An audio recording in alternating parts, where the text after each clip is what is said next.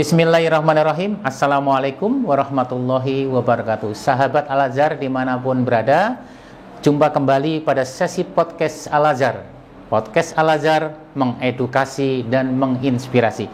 Kali ini pada podcast yang kesekian kalinya yang diadakan oleh Humas YB Al-Azhar berkolaborasi dengan Direktorat Dikti, Diklat Pengembangan dan Usaha YB Al-Azhar.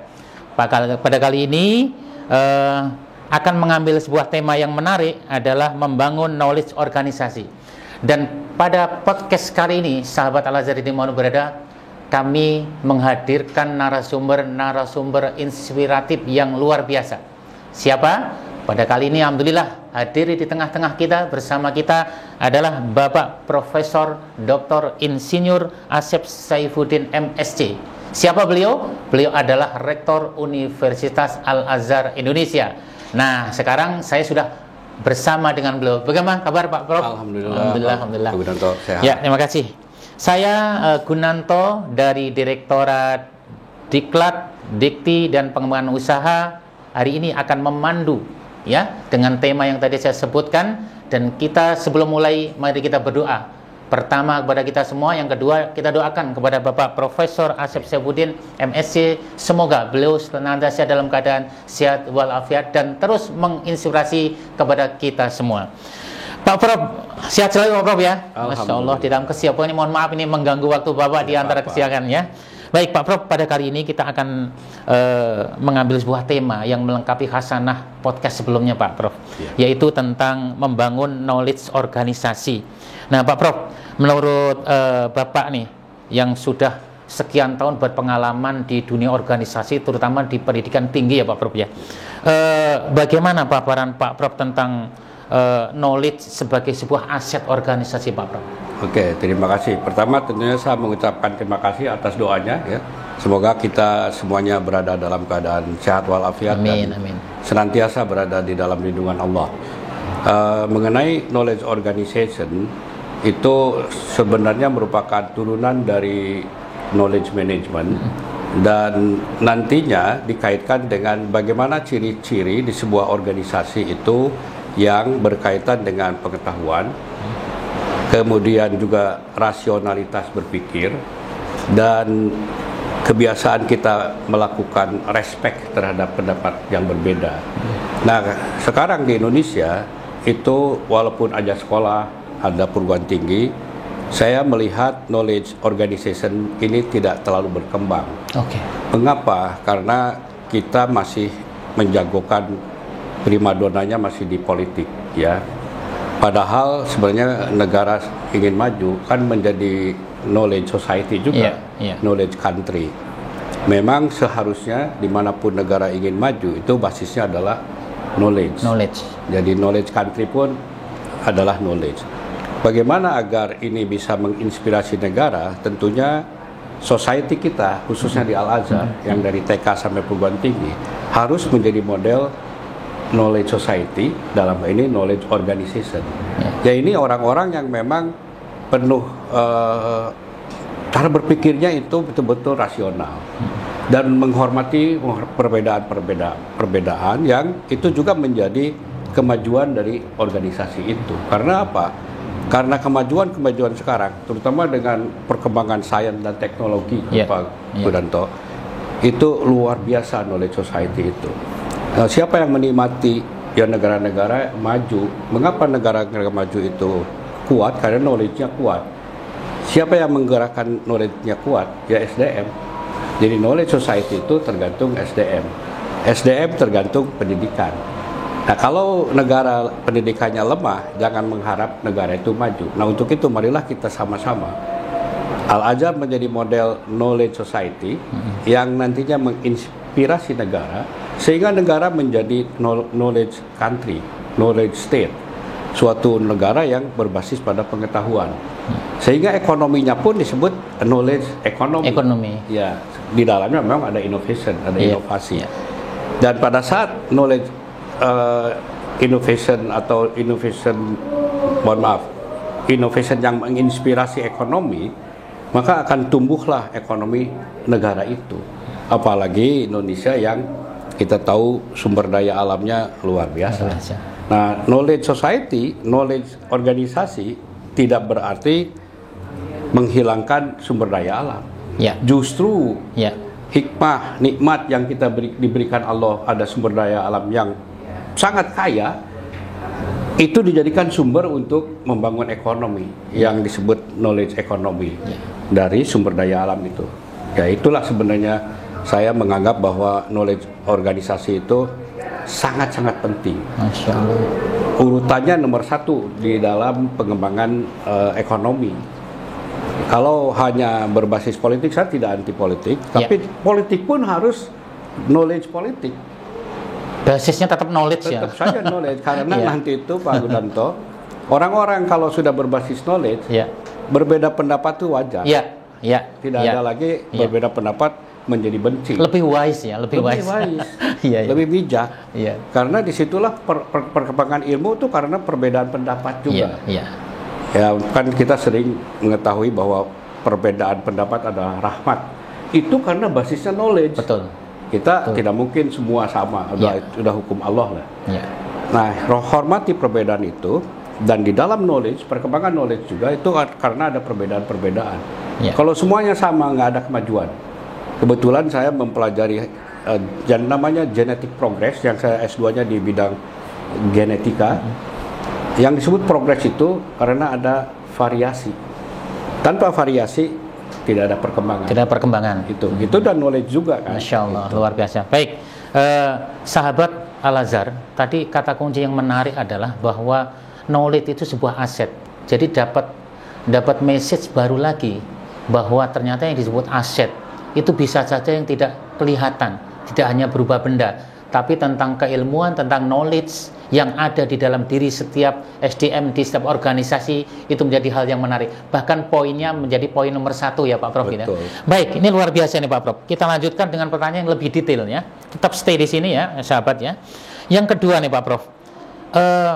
Setiap organisasi pasti memiliki SDM dengan kualitas dan qualified masing-masing ya. Nah, dengan ragamnya peta-peta organisasi yang SDM-nya dimiliki itu, bagaimana sih sebenarnya mengelola knowledge-nya supaya lebih efektif dan efisien? Silakan Pak Prof. Oke, ya ini pertanyaan yang cukup menarik, dan kalau orang-orang barat menyebutnya good question. Memang di dalam knowledge itu tidak ada knowledge yang satu gitu ya. Sejarah dari perkembangan ilmu pengetahuan pun, para ilmuwan-ilmuwan yang dulu disebutnya filosof, waktu itu tidak ada ilmuwan, filosof. Cuman filosof itu memang memahami astronomi, memahami matematika, memahami sosiologi, memang lengkap ilmunya. Tapi telah perkembangan dunia yang semakin spesifik, kan tidak semua orang akhirnya segala bisa. Sehingga knowledge pun berkembang, ada dari social knowledge, social science, sampai ke natural science, dan juga ada ilmu-ilmu formal seperti matematika, statistika, dan computer science. Nah, itu berkembang terus. Nah, bagaimana agar semuanya itu bekerja sama untuk membangun sebuah keinginan bersama, yaitu visi bersama. Negara harus punya visi bersama yang nanti diisi secara kuantitatif dan kualitatif oleh knowledge itu. Nah, bagaimana membangun itu? Jadi semuanya harus mempunyai kesamaan visi di dalam membangun organisasi itu. Jadi seperti halnya kita sedang mendorong batu, semuanya harus mendorong ke arah yang sama. Ke arah yang sama. Ya, jadi knowledge-nya kan diarahkan untuk mendorong batu itu ke titik yang sama. Jangan ada yang dari sana mendorong ke sini. Kalau kita mendorong ke kanan, dari kiri mendorong ke kanan, dari kanan ke kiri, itu tidak akan maju batu itu. Jadi harus masuk sama-sama, punya knowledge untuk mendorong ke titik yang sama. Itu yang diperlukan seorang leader namanya. Nah, makanya knowledge leadership nantinya. Nah, knowledge leadership juga ada beberapa penemuan sekarang yang disebut dengan agile leadership. Kepemimpinan yang agile, yang fleksibel, tidak kaku. Dinamis ya. Lihat perkembangan dan juga lihat sosiologinya, lihat ekonomi. Dan itu dinamis. Jadi kalau kaku, waktu yang terjadi adalah di bawahnya menjadi, ya mohon maaf, jadi kebencian-kebencian. Tapi kalau dinamis, bukan berarti tidak punya kepastian, tapi dia memanfaatkan orang-orang yang berbeda pendapat itu untuk bersama-sama menuju ke satu titik. Nah itu knowledge organization itu. Masya Allah, luar biasa. Nah, sahabat Al-Azhar dimanapun berada, 2 pertanyaan dikupas dengan luar biasa. Nah, untuk melanjutkannya jangan kemana-mana, kita akan break sejenak dan akan kita lanjutkan kembali.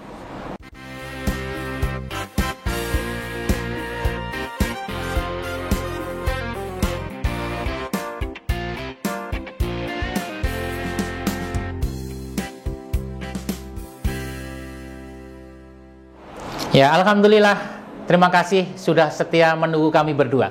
Baik, Pak Prof, kita lanjutkan dengan pertanyaan selanjutnya, Pak Prof ya. Luar biasa tentang knowledge ya, sesuatu yang tidak terlihat tapi dahsyat efeknya pada kita semua. Nah, Pak Prof, tentunya supaya knowledge ini terbangun dengan baik ya, Pak Prof ya. Tentunya perlu tahapan-tahapan atau prosedur. Nah, boleh Pak Prof menceritakan kami dan kepada sahabat kami Al-Azhar di seluruh Indonesia, kira-kira langkah dan tahapan seperti apa yang memudah untuk membangun knowledge itu? Oke, memang ada tahapan yang bersifat knowledge keras atau hard science, atau ada soft science. Ada yang disebut juga soft skill dan hard skill. Nah, untuk membangun knowledge organization, awal-awalnya diperlukan soft skill. Apa itu? Karakter dari manusia. Itu mengawali dulu ya, soft itu duluan ya? Justru karakter. Oh, Masya Allah. Soft skill itu banyaknya di karakter. Masya Allah, siap. Seperti misalnya karakter disiplin, karakter ingin maju, karakter kerja keras, karakter mencintai pekerjaan. Itu adalah cikal bakal dari majunya sebuah knowledge, apapun knowledge-nya nanti. Karena seseorang mempunyai karakter ingin maju dan karakter mencintai pekerjaan, maka dia selalu mencari yang terbaik gitu ya. Itu tahapan awalnya. Kalau dikaitkan dengan pendidikan di TK, SD, SMP itu dikuatkan dengan karakter kemanusiaannya dulu. Ya, karakter disiplin, karakter kerja keras, dan juga termasuk karakter welas asih atau compassion. Compassion itu kita memahami orang lain, empati kepada orang lain, kita mau menolong orang lain. Dan kalau sudah itu dan dia masuk ke dalam knowledge, dia paham bahwa knowledge itu diperlukan untuk sebuah sistem berjalan secara teratur dan sistematis ya. Kan sebaik-baiknya orang kalau tidak punya knowledge akhirnya tidak tahu caranya. Nah, masuklah ke hard skill-nya atau ke hard science-nya atau ke ilmu-ilmu yang lebih terstruktur. Nah, itu saya pikir baru di SMA. Di perguruan tinggi dengan kekuatan karakter dari awal sudah jadi, sudah terbangun ya dari bawah ya sejak SMA. Di perguruan tinggi itu sebenarnya tinggal membangun knowledge yang sifatnya terukur itu, yang bisa membuat sebuah organisasi menjadi teratur, terstruktur. Karena sifat-sifat ingin majunya sudah ada. Ini adalah alat. Ada embrionya sudah muncul masalahnya, Pak. Embrio itu yang muncul. Makanya ada di negara-negara yang maju ya. Termasuk negara maju sekarang itu di timur ya, seperti di Asia Timur, di Korea gitu. Ada suatu pemikiran bahwa membangun karakter termasuk disiplin, cara ngantri gitu, itu perlu 8 tahun. Jadi terus-terusan Pak, sampai menjadi sebuah habit. Menjadi habit itu 8 tahun. Tetapi membangun ilmu matematika dasar cukup 8 bulan. Siap. Jadi memang lebih penting yang softnya. Jangan dibalik. Matematika yang dulu diperkuat, kelakuannya nggak beres. Betul. Dibaliknya harusnya adalah matematika nanti aja ikut. Karena saya kalau sudah ngerti bahwa ini perlu matematika, dia akan kejar itu. Perlu fisika, dia akan kejar. Perlu IT, dia akan kejar. Karena dia sudah punya keinginan ke situ. Tapi kalau tidak, langsung dipaksakan dengan yang berat-berat, maka manusia menjadi berat. Bisa saja pintar, tetapi destruktif. Bisa saja pintar untuk, mohon maaf, ngebunuh orang, untuk peperangan. Kan itu tidak bagus. Kan kita kan rahmatan lil alamin. Islam ini kan rahmatan lil alamin. Jadi kalau rahmatan lil alamin, knowledge-nya pun untuk rahmatan lil alamin. Jadi kita harus punya misi semuanya kepada hal yang lebih pada rahmatan lil alamin. Yaitu yang disebut imaterial. Kalau yang bawahnya lagi, yang material, yang bisa diukur. Wah, aku kaya, aku punya uang banyak. Itu material. Ya. Nah, kalau misi kita ke material, bisa saja kita kaya, tapi lupa alamnya itu rusak, Ya. masyarakatnya rusak. Ya. Itu tidak knowledge yang bermanfaat. Ya. Mungkin knowledge juga yang dipakai, tapi tidak knowledge yang bermanfaat. Ya, kita sebagai umat Islam harus selalu berpikir keberadaan kita ini adalah demi kemaslahatan di masyarakat di mana kita berada dan alam sekitar. Jadi kalau saya sekarang lagi membentuk pusat studi di Al-Azhar University Indonesia ini, pusat studinya adalah Islamic Sustainable Development and Civilization. Perkembangan sustainable development yang berbasis pada nilai-nilai keislaman. Apa itu nilai-nilai keislaman? Yaitu yang memang diajarkan dari melalui Al-Quran, Al-Hadis, dan penemu-penemu para ilmuwan. Tetapi keinginannya adalah rahmatan lil alamin. Nah, step-stepnya kayak tadi. Jadi jangan salah langkah, jangan terburu-buru loncat kepada yang hardnya, yang keras, yang hardnya, tapi melupakan yang soft.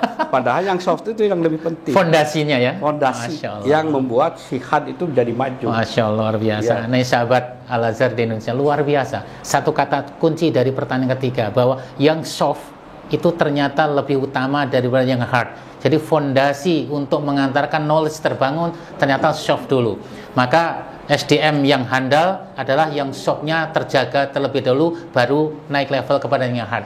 Nah, Pak Prof, yang berikutnya Pak Prof, di Al-Azhar sendiri kan banyak divisi ya. Betul. Ada divisi tentang pendidikan, ada UAI, ada dakwah sosial, kemudian ada divisi yang sifatnya revenue center, ada divisi yang pelayanan-pelayanan. Kan ini kita bagian dari gabungan unit-unit. Nah, menurut pandangan Pak Prof, dengan berbagai tupoksinya masing-masing, bagaimana mewujudkan itu supaya mereka bersinergi, knowledge-nya terbangun, tetapi tidak merusak tupoksi di antara mereka nih Pak Prof, punya pengalaman. Pembuatan unit-unit itu semuanya knowledge organization. Di dalam knowledge organization itu ada unit-unit. Bagaimana agar sebuah organisasi maju, memberikan manfaat sebesar-besarnya bagi organisasi itu. Jadi bukan bagi unit saya. Jadi untuk itu harus disadarkan kepada para unit-unit. Objektif besarnya adalah kemajuan Al-Azhar. Al-Azharnya. Baik di universitasnya ataupun di unit-unit lainnya. Yang dilihat adalah Al-Azhar. Karena dengan demikian maka apa sumbangsi unit itu terhadap Al-Azhar? Ada yang di sosial, ada yang di pendidikan, ada yang di income generator. Nah, di income generator itu sangat perlu. Mengapa? Karena yang sosial dan pendidikan mungkin kalaupun ada uang untuk self financing aja, self sufficiency untuk kebutuhan sendiri-sendiri, tidak bisa menambahkan kepada yang lain. Sedangkan di income generator sebaliknya, dia mengembangkan sesuatu untuk memberikan kontribusi kepada unit-unit yang disebut cost center kan. Yang dikembangkannya adalah knowledge juga. Misalnya kita harus sudah menemukan sebuah, kalau di saya akan membuat sebuah varietas jagung, yang jagungnya varietas Al-Azhar, yang memang resisten terhadap penyakit, produktivitasnya tinggi. Jadi income generator berbasis komoditas jagung. Kebutuhan jagung di Indonesia, kita bisa lihat, katakan 1 juta ton aja, ya. Kalau kita punya katakan 10% aja ya, jadi 1 juta ton, 10%-nya menjadi 1.000, ya 100.000, kilogram, kuintal. Kalau 1 kilonya untungnya 10.000 aja, dikalikan aja lah, 30 miliar dapat pasarnya. Itu yang diberikan kepada unit-unit yang tadi yang memang memerlukan pemikiran yang lebih besar, tapi jangan terlalu terbebani oleh keuangan, terbebani oleh materi gitu. Ini yang dikembangkan untuk income generatornya. Nah, si income generator tuh jangan merasa sok sendiri, gua yang nyari uang untuk gua. Enggak. Kita mencari uang untuk kemaslahatan seluruh unit, bahkan seluruh cita-cita Al-Azhar yang berdampak positif kepada masyarakat Indonesia. Jadi intinya nggak boleh ego sektoral ya? Nggak boleh. Kalau udah ego sektoral itu akan terjadi saling sikut. Mengapa? Saya yang paling penting. Paling penting, paling berjasa. Iya, itu kan bagian dari sebenarnya ego sektoral itu sebenarnya bagian dari self oriented kepada diri sendiri, egosentris. Egosentris itu bagian dari, mohon maaf, penyakit sebenarnya. Penyakit. Jadi itu yang harus dikurangi. Penyakit organisasi. Penyakit pribadi yang masuk ke organisasi secara kumulatif.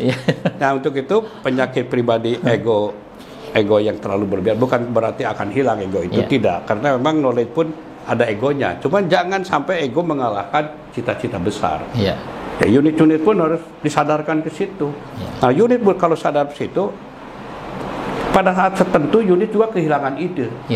Sedangkan di sini ada unit yang memang ide development kayak di sekolah, di pendidikan. Dia akan nanya kepada unit kira-kira ide apa nih sekarang. Apalagi sekarang zaman digital, zaman teknologi semakin maju. Yang unit tadinya katakan punya jagung, jagung kan tidak selamanya jagung yang resisten terhadap penyakit. Ini ada penyakit baru. Unit ini yang membuat riset. Unit membuat riset penemuan baru, penyakit baru, diberikan lagi kepada unit itu. Jadi jagungnya naik lagi produktivitasnya. Terus berputar, Pak. Itu dunia itu demikian. Nah, kalau ini masing-masing tercompang-camping, yang terjadi adalah ketidakmajuan. Nah, itu akibat dari ego sektoral. Luar biasa. Baik, sahabat Al-Azhar dimanapun berada, kembali kita mendapatkan satu kunci terbaik ya, bahwa ego sektoral adalah penyakit pribadi yang masuk ke sektor organisasi. Jika ini terjadi dan akan membahayakan organisasi. Sangat membahayakan. Kemudian yang menarik adalah bahwa walaupun divisi-divisi di dalam atau unit-unit di sebuah organisasi besar itu banyak, tapi berpikir makro, berpikir bahwa tujuan organisasi itu diutamakan, maka itu akan mengarahkan kepada satu visi yang sama tentang energi yang akan dibangun. Sehingga masing-masing unit tidak menunjukkan ego sektoralnya dan tidak merasa paling berjasa ya. Baik. Sahabat, sebelum kita tutup, kita tidak lengkap kiranya kalau kita tidak minta sebuah fatwa, sebuah motivasi, sebuah kata-kata inspirasi dari seorang bapak profesor yang sekarang menjadi rektor Universitas Al-Azhar Indonesia. Beliau sesepuh yang sudah syarat dengan ilmu kehidupan, ya, sudah melalang buana dari dalam atau luar negeri, dan Pak Prof mohon memberikan semacam inspirasi atau motivasi, terutama dengan knowledge atau mungkin dengan pengembangan dan pengayaan diri pada kami semua. Pak Prof, kami silakan. Ya, terima kasih.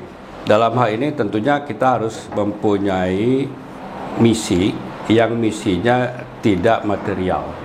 Kalau misi berbasis material tuh ada tapi paling rendah. Kalau misi yang berbasis kepada katakan kemaslahatan itu ya kepada Allah, ya kepada rahmatan lil alamin, misinya di situ. Kalau itu memang kelompoknya kelompok intangible. Tapi karena kelompok intangible, maka kita harus yakin itu banyak sekali bantuan dari Allah. Yang ini bukan berarti salah, yang material mission bukan berarti salah, tapi jangan kita dibawa oleh material vision, sebab itu akan menjadi materialistik nantinya. Karena secara psikologi yang saya baca, misi yang paling rendah atau motivasi yang paling rendah adalah money based motivation, motivasi yang berbasis pada uang. Ada uang abang sayang, tidak ada uang abang ditendang. Nah, kan itu kan sangat materi dan itu paling rendah. Alat paling ukurnya money. Money. Memang kalau money gampang diukur, tetapi itu bukan yang paling tinggi. Yang paling tinggi itu sebenarnya rahmatan lil alamin. Jadi kita harus mempunyai misi how to make Indonesia rahmatan lil alamin. Jadi knowledge society-nya di Indonesia adalah untuk rahmatan lil alamin. Masya Allah. Nah, maka dari itu kita akan kegiring. Terus bagaimana dengan materi atau uangnya? Masa ngomong itu aja? Insya Allah. Maka dari itu kita ingin mengembangkan uang itu akan ikut. Rasakan saja. Begitu kita selalu berpikir kepada hal-hal yang sifatnya besar, rahmatan lil alamin, dan akhirnya perlu ilmu pengetahuan, perlu kerjasama, perlu juga semangat, perlu antusiasme. Antusiasme itu sendiri, ante itu Tuhan, siasem itu semangat. Jadi semangat karena Allah, semangat karena Allah, maka uang datang, Pak. Memang ada keajaiban. Konsekuensi logis lah, logik lah. Kalau kita kerja keras, kerja disiplin karena demi kebaikan bersama, uang datang. Maka menurut saya, marilah kita sama-sama untuk membangun motivasi yang sangat besar, yaitu misi untuk membuat dunia ini rahmatan lil alamin. Masya Allah, luar biasa. Ya Allah, ya Rabb, terima kasih. Masya Allah, nih sahabat Al-Azhar di mana berada. Jadi dapat kita simpulkan dari motivasi beliau adalah semua apapun aktivitas kita, goalnya cuma satu, rahmatan lil alamin, dimanapun berada. Dan yang paling penting ciri-cirinya adalah bahwa jangan berorientasi kepada materi. Materi, uang itu hanya bonus, hanya konsumsi logis dari perjuangan kita. Berarti nilainya nilai ibadah. Membangun knowledge system, knowledge management yang ada di lingkungan kita masing-masing, nanti kan pasti mendapatkan bonus, banyak bonus yang akan diberikan. Bahwa materi kita dapatkan itu kita terima bagian dari rezeki dari Allah Subhanahu wa taala. Tapi intinya bukan itu. Intinya adalah bagaimana membangun konsep yang benar tentang pemikiran, tentang knowledge, sehingga tujuannya satu, bahwa semua dilakukan atas lillahi ta'ala. Begitu Pak Prof ya. Masya Allah, terima kasih. Sahabat Al-Azhar di dimanapun berada, kali ini sepertinya waktu yang membatasi kita semua, bahwa tema kegiatan kita tentang knowledge management, knowledge system yang kita bangun bersama penjelasan Bapak Prof tadi akan kita lanjutkan di podcast berikutnya. Nah, podcast berikutnya masih bekerja sama antara Humas dengan Knowledge Management System dari Direktorat Dikti, Diklat dan Pengembangan Usaha Al-Azhar akan melanjutkan dua podcast berikutnya ya. Dua podcast berikutnya nanti akan menyambung dengan tema yang menarik dan berbeda, dan tentunya dengan narasumber yang berbeda pula. Pak Prof, terima kasih atas kehadirannya. Doa kami untuk Bapak semuanya. Semoga bisa jumpa lagi di lain waktu dan kesempatan. Terima kasih. Podcast Al-Azhar mengedukasi dan menginspirasi. Assalamualaikum warahmatullahi wabarakatuh. Waalaikumsalam. Terima kasih.